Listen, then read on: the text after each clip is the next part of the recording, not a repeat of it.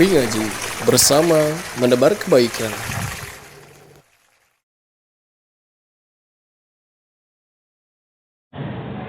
Sesungguhnya ibadah salat yang kita laksanakan barusan itu adalah lebih dicintai oleh Allah Subhanahu wa taala dari ibadah-ibadah yang lainnya. Ibadah salat Isya 4 rakaat itu lebih Allah cintai daripada ribuan rakaat salat subuh. Sehingga ketika kita hadir di tempat ini mungkin dalam rangka untuk menghadiri salat tarawih. Namun ingatlah bahwasanya sebelum salat tarawih itu dilaksanakan dan kita melaksanakan salat Isya, demi Allah lebih mencintai salat Isya kita ketimbang salat tarawih yang akan kita tegakkan, yang akan kita laksanakan. Meskipun itu lebih daripada 4 rakaat, lebih daripada 10 rakaat, bahkan ada yang lebih dari 20 rakaat. Sehingga apa yang harus kita syukuri hari ini adalah Allah telah membimbing langkah kita untuk bisa melaksanakan ibadah salat Isya secara berjamaah. Khususnya bagi siapapun barangkali jika hari-hari biasanya nggak pernah salat berjamaah, baru kali ini atau mungkin 2 kali dengan kemarin, maka ketahuilah bahwasanya itu sebagai tanda bahwasanya bulan Ramadan ini memang bulan yang berkah. Bulan Ramadan ini adalah bulan yang penuh dengan ampunan. Ya, maka kita tidak mengapa jika kita menganggap bahwasanya ini adalah sebagai tanda dari Allah Subhanahu wa taala kalau Allah ingin mengampuni kita. Karena memang bulan ini Allah sediakan adalah sebagai bulan ampunan. Sehingga kita lihat orang-orang yang sholat berjamaah, dia sholat berjamaah. Orang yang belum pernah qiyamul lail atau hari yang biasanya tidak pernah qiyamul lail, kita lihat di bulan Ramadan sampai kuat 11 rakaat, sampai kuat 20-23 rakaat, masya Allah. Ya. Ini adalah bukan untuk kita berbangga-bangga dengan amalan kita, melainkan supaya kita itu tahu bahwasanya untuk melaksanakan ibadah itu perlu taufik dari Allah Subhanahu wa taala, perlu hidayah dari Allah Subhanahu wa taala. Bahkan ibadah yang kita lakukan ini, ibadah di bulan suci Ramadan ini sebagai tanda bahwasanya Allah Subhanahu wa taala ingin memperbaiki diri kita. Allah ingin memperbaiki diri kita. Saya yakin orang-orang yang hadir di tempat ini, dia lebih memilih untuk hadir di tempat ini, melaksanakan sholat Isya, kemudian setelah itu melaksanakan sholat tarawih yang mudah-mudahan kita diberikan kekuatan untuk melaksanakan sholat tarawih tersebut. Insya Allah malam ini 11 rakaat sholat tarawihnya, ya 8 rakaat sholat malamnya dan 3 rakaat sholat witirnya. Mudah-mudahan Allah berikan kekuatan untuk bisa sampai akhir salam imam kita tetap berada di sini. Kita mendapatkan doa-doa daripada malaikat yang mendoakan orang-orang di bulan Ramadan. Bahwasanya orang-orang yang beribadah di bulan Ramadan adalah orang-orang yang didoakan oleh para malaikat. Ya. Jadi kita hadir di sini malam ini adalah sebagai tanda Allah Subhanahu wa taala ingin memperbaiki hidup kita, ingin memperbaiki amalan kita. Bahwasanya kita ini mampu ternyata selama ini yang kita katakan berat ya untuk sholat malam ya, sekedar 2 rakaat, ternyata mampu, ternyata bisa, asalkan kita punya keinginan, punya kemauan. Kita ingin melakukannya. Jika pada hari-hari biasanya setannya lebih kuat, maka Allah Subhanahu wa taala hari ini setannya Allah ikat. Dalam sebuah hadis dikatakan seperti itu, sufidat syayatin, setan-setan itu diikat. Wa ma'adatul jin, jin-jin yang jahat itu diikat. Sehingga supaya orang tersebut bisa mengenal dirinya, mengenal Allahnya, mengenal Allah Subhanahu wa taala. Dia tahu dirinya siapa, adalah seorang hamba Allah Subhanahu wa taala. Dan dia juga tahu siapa Rabbnya Allah Subhanahu wa taala yang telah menciptakan dia untuk beribadah. Dan ternyata ibadah ini mampu untuk dilaksanakan. Ibadah ini mampu untuk dilaksanakan. Ya. Karena kita berusaha memaksakan diri. Ya. Mungkin saja sebagian orang hari ini ada yang nongkrong di jalan. Ya.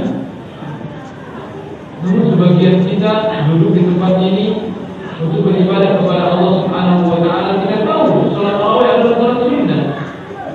Salat sunnah itu tidak lebih besar pahalanya, tidak lebih dicintai daripada salat wajib. Maka ini jadi pelajaran bagi kita. Jika hari ini kita mampu melaksanakan salat sunnah sebanyak 11 rakaat, maka saya yakin, kita harus yakinkan kepada diri kita bahwasanya kita pun mampu melaksanakan salat subuh. Melaksanakan salat subuh yang itu hanya 2 rakaat saja, dan bukan rakaatnya yang berat itu, bukan sujudnya, bukan rukuknya, bukan berdirinya, mampu bagi kita itu. Bagaimana tidak? Kadang-kadang kita ada yang naik turun sampai berjam-jam, kuat dia sebenarnya, kakinya kuat. Namun kenapa dia berat melaksanakan sholat subuh? Bukan sholatnya yang berat, namun hanya kita tidak ada keinginan, tidak ada tekad untuk memaksakan diri. Padahal apabila kita paksakan, kita akan mendapatkan satu kelezatan yang tidak pernah akan didapatkan oleh apapun daripada kelezatan dunia. Kelezatan di dalam beribadah itu tidak mungkin didapatkan oleh apapun kecuali dengan ketaatan kepada Allah Subhanahu wa taala. Tidak didapatkan dengan harta yang banyak, tidak bisa didapatkan dengan rumah yang besar, tidak bisa didapatkan dengan jabatan. Kelezatan nikmat, yaitu kelezatan beribadah kepada Allah Subhanahu wa taala, menangis di hadapan Allah Subhanahu wa taala, mengakui dosa-dosa yang selama ini dia lakukan. Itu adalah sebuah kenikmatan yang tidak mungkin didapatkan kecuali oleh orang-orang yang betul-betul dia menyerahkan dirinya kepada Allah Subhanahu wa taala. Khususnya para pemuda. Bergembiralah di mana Rasulullah sallallahu alaihi wasallam mengabarkan dalam sebuah hadisnya. Beliau mengatakan sab'atun yudhilluhumullahu yawmal qiyamati fi dhillihi yawma la dhilla illa dhilluh. Ada 7 kelompok yang Allah akan naungi dia nanti di hari kiamat, di mana tidak ada naungan kecuali naungan Allah Subhanahu wa taala. Di antara yang disebutkan oleh Rasulullah sallallahu alaihi wasallam adalah syabun nasha'a fi ta'atillah, seorang pemuda tumbuh di dalam ketaatan kepada Allah Subhanahu wa taala. Hanya saja para ulama berselisih. Dikatakan anak muda itu usia berapa? Yang usianya sudah 40 tahun ke atas bukan anak muda lagi. Jadi kalau bapak-bapak semuanya sudah sepuh menjadi orang yang taat, semua sudah waktunya. Bentar lagi kita akan masuk dalam kubur. Gimana nggak taat? Sudah waktunya. Namun seorang pemuda, kenapa disebutkan di dalam hadis tersebut, di mana masa muda itu adalah masa-masanya di mana keinginan syahwatnya sedang memuncak, cita-citanya masih jauh, masih tinggi, masih kuat dia, gunung pun mampu dia daki. Maka Rasulullah SAW memberikan jaminan bagi seorang pemuda. Dikatakan oleh para ulama, pemuda itu 30 sampai 32 tahun masih dikatakan pemuda. Ya, jadi masa muda saya sebentar lagi juga hilang. Ya, kalau hari ini nggak dimanfaatkan, lepas sudah itu. Orang-orang yang masih berada di bawah 32 tahun, ya, sebelum habis kesempatan tersebut, sebelum habis jaminan tersebut, manfaatkan sebaik mungkin. Karena umat ini kehilangan hari ini, ya, umat ini yang kehilangan hari ini adalah para pemuda yang tumbuh di atas ketaatan kepada Allah Subhanahu wa Ta'ala. Oleh sebabnya Allah Subhanahu wa Ta'ala dalam Al-Quran banyak menyebutkan tentang pemuda. Di antaranya dengan adalah Ashabul Kahfi, mereka yang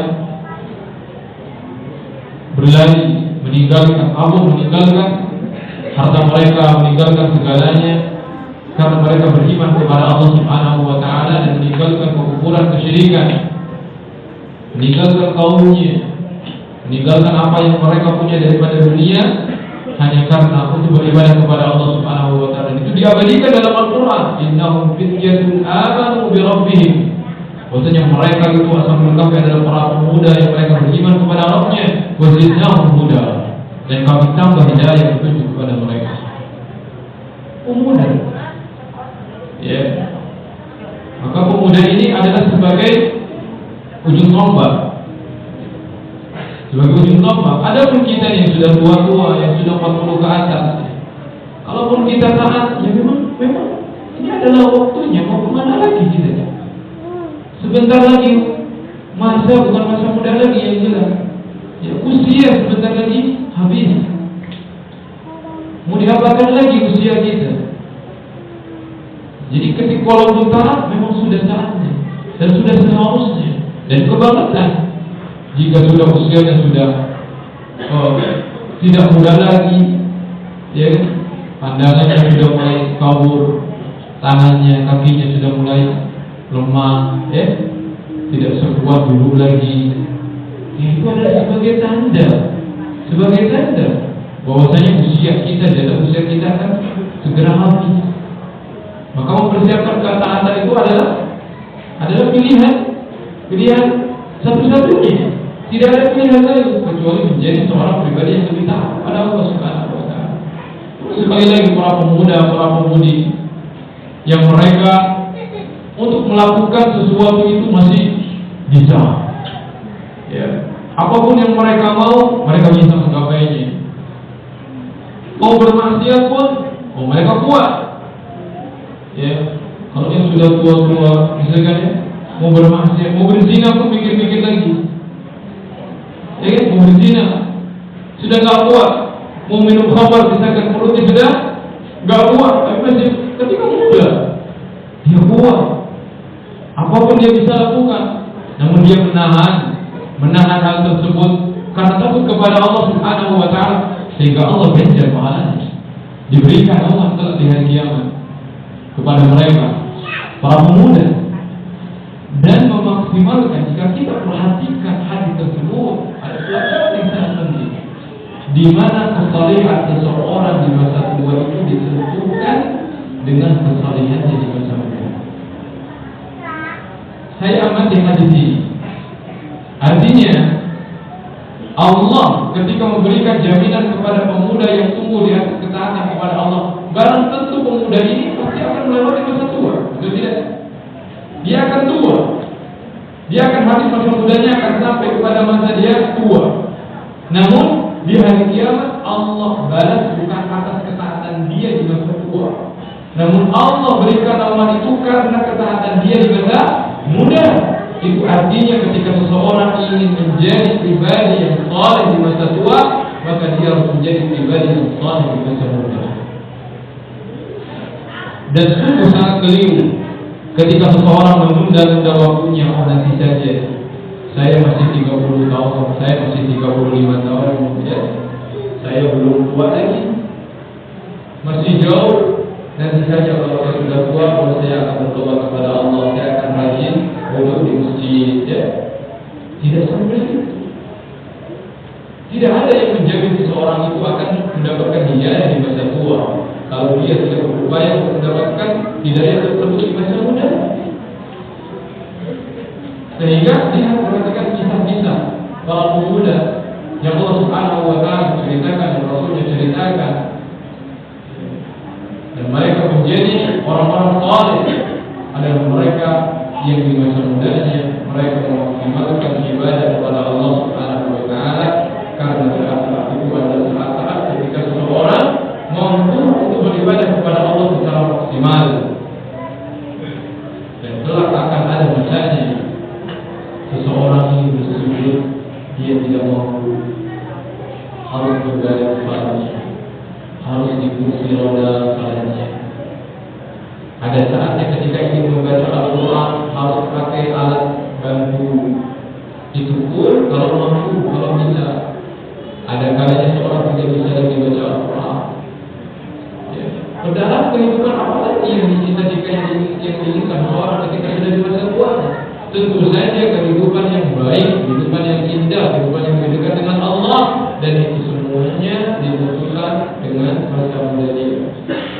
Maka maksimalkan, ya, maksimalkan waktu kita yang kita miliki hari ini, syukuri apa yang kita miliki hari ini daripada ketaatan, dan terus semoga usaha upaya kita hari ini memberikan apa ya kepada kita itu sebuah jawaban. Ternyata kamu itu mampu selama ini. Hanya saja kamu itu pribadi yang malas, pribadi yang tidak mau melakukan. Ternyata mampu loh kamu itu sholat beberapa rakaat saja, kamu mampu ternyata. Ternyata baca Al-Quran itu enak, mampu bernikmati ternyata. Orang-orang yang mereka itu tidak pernah mendengar lantunan Al-Quran, membaca Al-Quran, mendengar Al-Quran di salat-salat mereka adalah orang-orang yang saya yakin tidak pernah mendapatkan kebahagiaan dalam hati ini. Mau dicari kemana pun, ingat, as-sa'adatu lillah, kebahagiaan itu adalah milik Allah. Falan tunalu as-sa'adatu illa bi ta'atillah. Tidak mungkin kebahagiaan didapat kecuali dengan ketaatan kepada Allah Subhanahu wa taala. Maka mari saya mengajak di hari ini, mumpung masih hangat ya, kita masuk di bulan Ramadan yang penuh keberkahan ini, mari kita maksimalkan waktu kita, usaha kita, upaya kita di dalam memaksimalkan ketaatan dan ibadah kepada Allah.